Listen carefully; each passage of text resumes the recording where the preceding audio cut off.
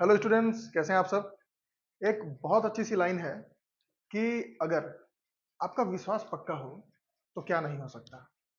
आप ये सोच रहे होंगे कि आज मैं विश्वास की बात क्यों कर रहा हूँ, फेथ की बात क्यों कर रहा हूँ।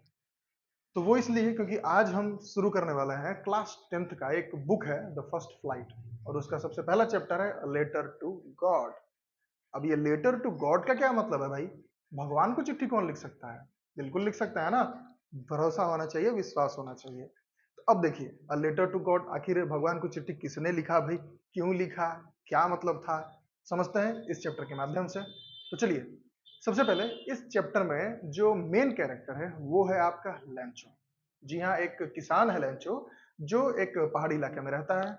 और वो किसान है तो किसान किस पे डिपेंड होता है? अपनी फसल पे, अपनी पूरी आजीविका के लिए, अपनी लाइवलीहुड के लिए वो किस पे डिपेंड होता है? फसल पे। वो क्या करता है, फसल उगाता है, वो उसी को खाता है और प्लस में वो क्या करता है, उसे बेचता है ताकि उसके पास कुछ पैसे आ सके और अपनी फैमिली को क्या कर सके, वो अच्छे से रख सके, उसको संभाल सके। ठीक है।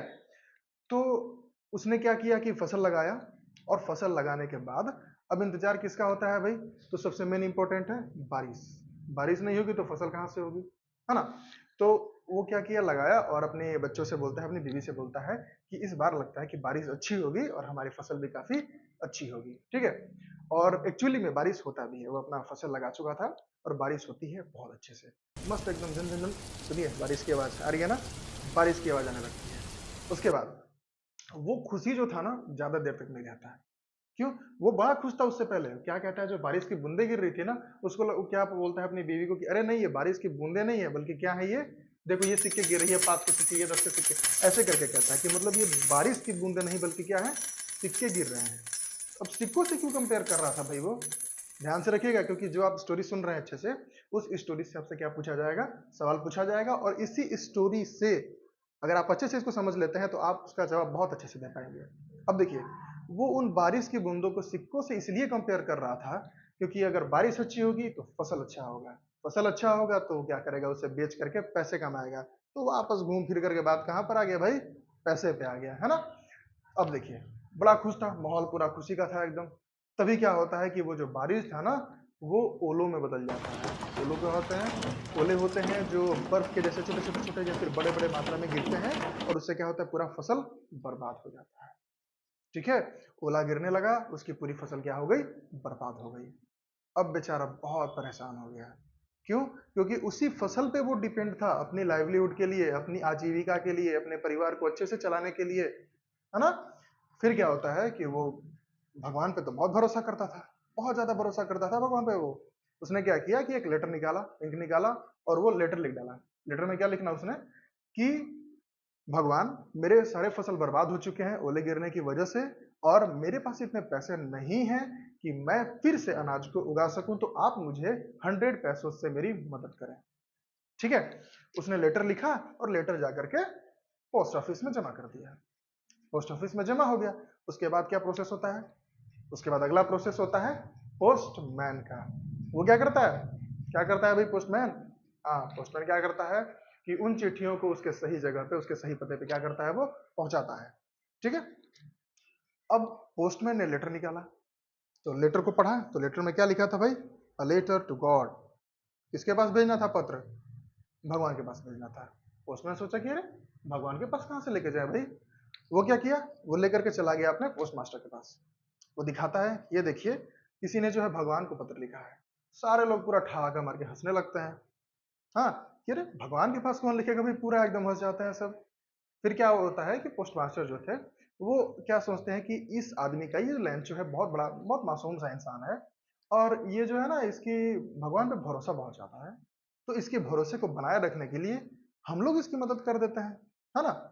तो वो क्या करता है कि अपने साथ मिल करके और अपने जो कलीग्स होते हैं, जो वहां पर जो काम करने वाले जो लोग होते हैं, उन सबसे वो पैसे इकट्ठे करके और 70 पैसे से वो जमा करता है, और उसी क्या उसको बोलते हैं, इन्वेलप में डाल करके, और वो उसे भेज देता है। फिर पोस्टमैन लेकर के जाकर के लंचो को वो दे देता है।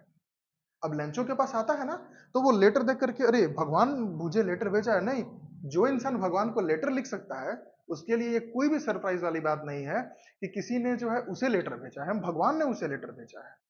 बिल्कुल ये सरप्राइज वाली बात ही नहीं थी उसके लिए, पूरा नॉर्मल था। क्या मैं भगवान पे भरोसा करता हूँ और भगवान को मैंने अपनी प्रॉब्लम बताई और भगवान ने मुझे क्या किया, मदद किया, मुझे पैसे भेजे होंगे। ठीक है, वो लेटर को खोलता है, लेटर को, वो जो इन्वेलप था उसका इन्वेलप को खोलता है और इन्वेलप में क्या देखता है कि 70 पैसे।